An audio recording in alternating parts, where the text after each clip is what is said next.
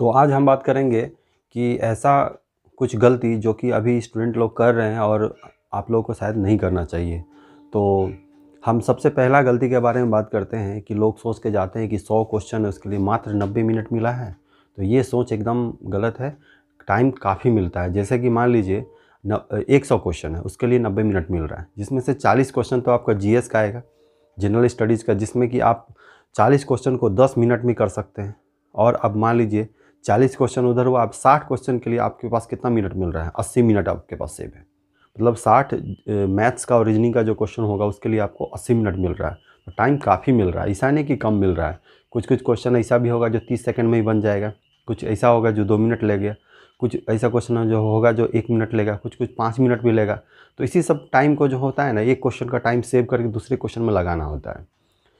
तो पहले ही प्रेशर में नहीं आ जाए कि मेरे पास समय कम है एकदम। मतलब अगर आप मान लीजिए आप सोच के जाएं कि हमको सोच के, पहला और दूसरा बात है, सोच के कभी मत जाइए कि हमको इतना क्वेश्चन ही बनाना है, कि हम 90 अटैम्प्ट करके आएंगे, हम 95 अटैम्प्ट करके आएंगे। तो आपके दिमाग में एक माइंडसेट मतलब सेट हो जाता है कि हम 95 हमको किसी तरह बनाना ही है, चाहे गलती करके बनाए, चाहे सही करके बनाए, चाहे जैसे बनाए। ये माइंडसेट लेके नहीं जाना है। आपको क्वेश्चन को लेवल को देखना है, क्वेश्चन का लेवल कैसा है, उसी हिसाब से आपको डिसाइड करना है कि हमको कितना अटैम्प्ट लेना है। आप बनाते जाइए, एक तरफ से आप बनाते जाइए, उसके बाद देखिए आपका कितना बन रहा है, नहीं बन रहा है, बस उतना ही करके आइए। ये नहीं कि अब हम क्वेश्चन का मतलब ज़्यादा अटैम्प्ट लेने के चक्कर में हम ज़्यादा निगेटिव कर जाएं। मान लीजिए आप 90 को अटैम्प्ट कर लिए, आप सबको बोलने के लिए तो हो गया 90 अटैम्प्ट कर लिए, लेकिन आपका नंबर कितना, मान लीजिए 30 ठो गलती हो गया, तो क्या फ़ायदा हुआ? लेकिन आप 80 क्वेश्चन बना रहे हैं, अगर मान लीजिए 5 गलती हुआ तो वो अच्छा माना जाएगा, यहाँ ना कि 90 अटैम्प्ट अच्छा माना जाएगा। और एक बात, बहुत लोगों को डाउट था कि हम लैंग्वेज चेंज कर सकते हैं कि नहीं कर सकते हैं। तो देखिए, सबसे पहले आप जान लीजिए कि आप पहले मान लीजिए हिंदी लिख के और आगे बढ़े क्वेश्चन में, मतलब क्वेश्चन आपके सामने आया तो ऐसा नहीं कि सिर्फ हिंदी में ही आप एग्ज़ाम दीजिएगा। मान लीजिए कोई क्वेश्चन हिंदी में नहीं समझ में आ रहा है तो ऊपर में देखिएगा एक हिंदी इंग्लिश अलग अलग उसका मतलब रहता है, जिसमें आप चेंज कर सकते हैं। वहाँ मान लीजिए आपको हिंदी में समझ में नहीं आता तो इंग्लिश क्वेश्चन को करके आप इंग्लिश में देख सकते हैं। और एक बात जान लीजिए कि क्वेश्चन अगर कहीं भी मान लीजिए डिस्प्यूट होता है क्वेश्चन, तो इंग्लिश का क्वेश्चन को ही आपको मतलब माना जाता है कि सही है। ये बात फैक्ट है, मतलब बहुत एग्जाम में ऐसा ही होता है। और सबसे बड़ा गलती जो कि बहुत लोग को हमने देखा है कि किया है, अभी कर भी रहे हैं, तो आप लोग को ये सब गलती, ये क्या गलती है जो नहीं करना चाहिए? देखिए, क्वेश्चन जो जैसे ही आ जाए तो उसको आपको दिमाग में नहीं सॉल्व करने लगना है कि हम दिमाग में ही सॉल्व कर रहे हैं। मान लीजिए 25 × 50 आया, मान लीजिए सपोज 25 × 50 आया, अब दिमाग में ही कर रहे हैं 25 25 125 1250, चलिए इतना तक चलेगा। अब मान लीजिए 10, कल क्वेश्चन आया था एक 10 और 15 का एलसीएम आया था, तो कितना लोग दिमाग में कैलकुलेट करने लग जाएंगे। अब उतना समय भी खर्च होगा और आपको क्या होगा, कॉन्फिडेंट मतलब नहीं आएगा कि मतलब मेरा सही है कि नहीं सही है।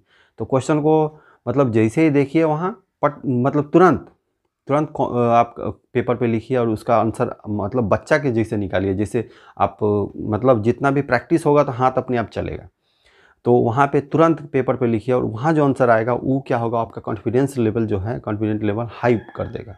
वहाँ पे आप बना के आइएगा, आपको लगेगा कि हाँ हम सही बना के आए हैं, क्योंकि मेरा आंसर निकला था, पेपर पे निकाल के आए थे।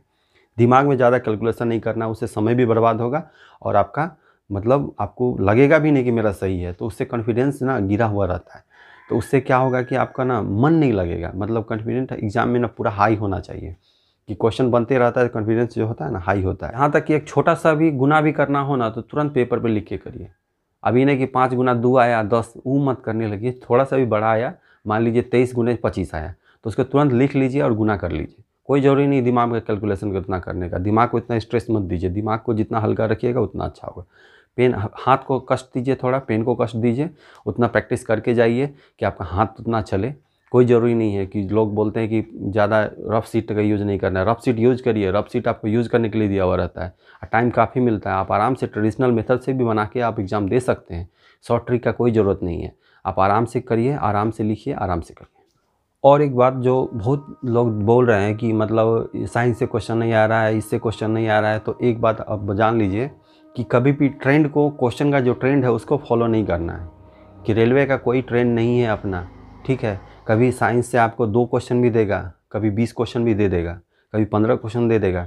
जैसे आप कल ही देख लीजिए, सुबह का अगर पेपर देखा जाए तो साइंस का मात्र 6 क्वेश्चन था। अब मान लीजिए फिजिक्स से 2, केमिस्ट्री से 2 और बायोलॉजी से 2, लेकिन शाम में देखिएगा 7 क्वेश्चन बायोलॉजी से था, 6 क्वेश्चन आपका फिजिक्स से था और 2 क्वेश्चन आपका ये केमिस्ट्री से था। लगभग इतना था, मतलब 15 क्वेश्चन के करीब करीब आपका पूछा गया था सामने। तो इसको ट्रेंड मत बना लीजिएगा कि उसमें साइंस नहीं आ रहा है तो इसमें भी नहीं आएगा।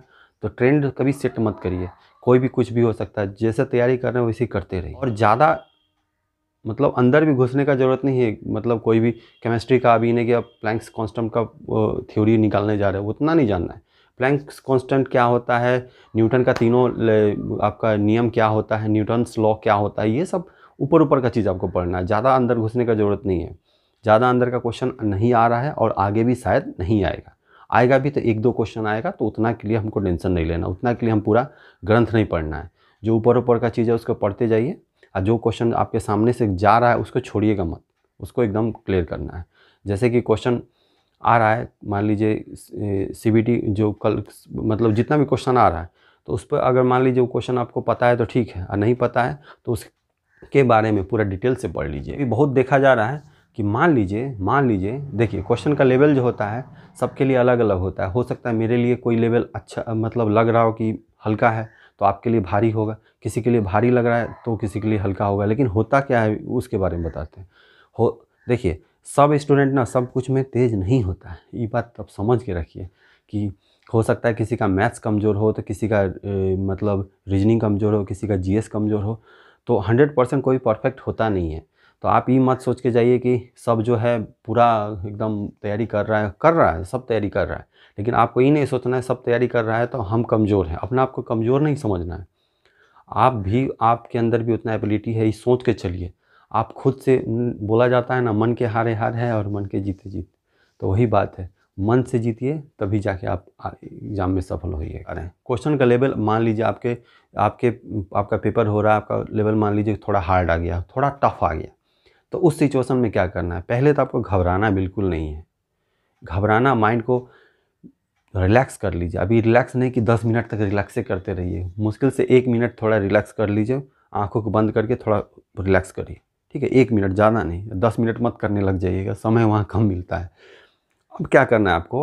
अब आपको एक-एक क्वेश्चन सेलेक्ट करना है। देखिए कि कौन-सा क्वेश्चन आपसे बन रहा है, उसको बनाइए। एक-एक क्वेश्चन पकड़िए। जैसे-जैसे क्वेश्चन बनते जाएगा ना, आपका लेवल जो है ना, आपका कॉन्फिडेंस लेवल जो है ना बहुत हाई होते रहेगा, आपका हौसला एकदम बुलंद होते रहेगा। तो जैसे आप देखिएगा 50 क्वेश्चन हम बना लिए हैं, तो उसके बाद देखिएगा अपने आप 1-2 क्वेश्चन कर के आपका बढ़ते चला जाएगा। और जितना लेवल हाई रहेगा उतना अगर कम भी अटेम्प्ट होता है, कम नंबर भी आता है, तो भी सिलेक्शन होने का चांस पूरा है। क्योंकि इस बार नॉर्मलाइजेशन, और पिछला बार भी हुआ था, इस बार भी नॉर्मलाइजेशन ही हो रहा है। जो क्वेश्चन पेपर जो आ रहा है आपका, जो जितना भी क्वेश्चन पेपर आ रहा है, तो उसके लिए आपको इधर उधर भटकने की ज़रूरत नहीं है। हम आपको एक ऐप बताए थे, GK एंड करंट अफेयर्स बोल के एक एप्लीकेशन था, जो कि आप स्क्रीनशॉट में भी देख सकते हैं। इसके बारे में हम बताए भी थे। तो ये अभी क्या कर रहा है, इसका एक देखें हम कि ये क्या कर रहा है कि एक सेट तैयार कर दे रहा है। मतलब मान लीजिए कल जो एग्ज़ाम हुआ उस पर मेमोरी बेस्ड करके एक सेट तैयार कर दे रहा है पूरा, जिसका PDF हम आपका डिस्क्रिप्शन बॉक्स में भी दे रहे हैं। उसको आप चाहे तो डाउनलोड कर सकते हैं। CBT मतलब फर्स्ट डे का जो हुआ था उसका क्वेश्चन दिया हुआ है। इसी तरह इस एप्लीकेशन में ना हर दिन का ना एक मतलब सब मेमोरी बेस्ड एक क्वेश्चन बना देता है 100 क्वेश्चन का। तो उसमें क्या होता है, हिंदी का भी रहता है, इंग्लिश का भी रहता है और उसका आंसर भी रहता है, मतलब उसका सॉल्यूशन भी रहता है। तो आपको करना क्या है कि इंग्लिश वाला अगर है तो इंग्लिश में बनाइए, हिंदी वाला है तो हिंदी में बनाइए, और उसका पहले तो क्वेश्चन का अटैम्प्ट कर लीजिए। उसके बाद चेक करिए कि आपको नंबर कितना आ रहा है। तो उससे आपको लगेगा, ऐसा नहीं कि नंबर कम आ रहा है तो फ्रस्ट्रेट बिल्कुल नहीं होना है, ठीक है? वहाँ पे आपको सिर्फ अभी फोकस करना है कि आगे 2-3 दिन बाद भी एग्ज़ाम है, तो मान के चलिए आपके पास काफ़ी टाइम है, तो उसको एकदम एक-एक मिनट का भी यूज़ करिए। और बहुत सारे हम देखें हैं बच्चों का होता क्या है कि मतलब होता क्या है, 2-4 क्वेश्चन नहीं बना तो मान लेते हैं कि यार कंपटीशन तो इतना ज़्यादा है, मेरा नहीं होगा। मतलब सोच के एग्ज़ाम हॉल में ही पागल हो जाते हैं। तो वहाँ नहीं सोचना है, आपको वहाँ पे सिर्फ अपना काम करना है, रिज़ल्ट बाद में आएगा। तो पहले आपको अपना काम करना है। बहुत लोग से हम बात भी किए तो बोलते हैं यार क्वेश्चन नहीं बन रहा है, तो बहुत प्रेशर में आ जाते हैं। प्रेशर बाद में लेने का है, पहले क्वेश्चन बनाइए जितना आपको आ रहा है। आप अपना 100% वहाँ दीजिए, आप वहाँ 100% दीजिए। और एक बात और देखा गया है कि आप जो है ज़्यादा अटेम्प्ट के चक्कर में निगेटिव ज़्यादा कर देते हैं। तो आपको अटेम्प्ट उतना ही करना है जितना आता हो, या फिर थोड़ा थोड़ा मान लीजिए 70-80%, 90% लग रहा हो सही है तो ही मारिए। अभी नहीं कि तुक्का में हम कुछ भी मार दिए, तो बिल्कुल नहीं करना है। आप ऐसा देखा भी है, जितना भी अच्छा बना के आ जाइए आप, 1, 2, 4, 5 क्वेश्चन गलती हो ही जाता है। तो आप मान लीजिए कि आप अटेम्प्ट के चक्कर में नहीं पड़ना है कि ज़्यादा से ज़्यादा हम 100 अटेम्प्ट कर देंगे और नहीं ना हम 95 अटेम्प्ट करके आएंगे, तो ऐसा नहीं है। अटेम्प्ट भले कम हो लेकिन हमारा एक्यूरेसी भी होना चाहिए।